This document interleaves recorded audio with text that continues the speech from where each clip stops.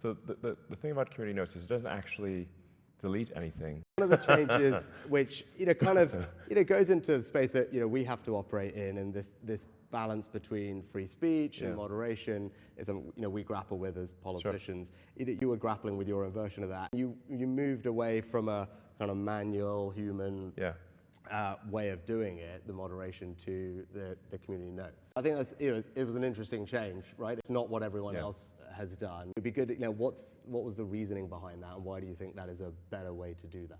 Yeah, part of the problem is if you empower people as censors, then there's going to be some amount of bias they have, and then whoever appoints the censors is effectively in control of information. So then the idea behind community notes is, well, how do we have a consensus-driven so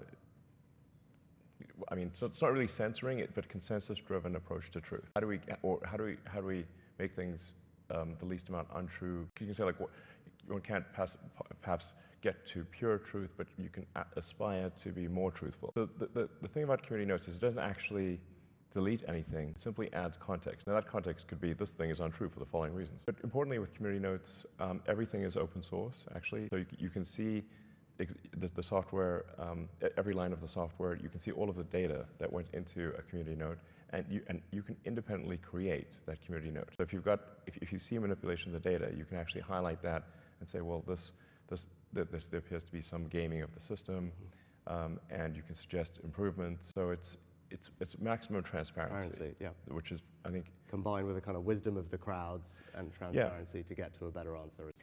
And really one of the key elements of community notes is that in order for a note to be shown, people who have historically disagreed must agree. That's the core of it, and it's working quite well. Yeah. I've yet to see a note actually be present for more than a few hours that is incorrect. So the batting average is extremely good.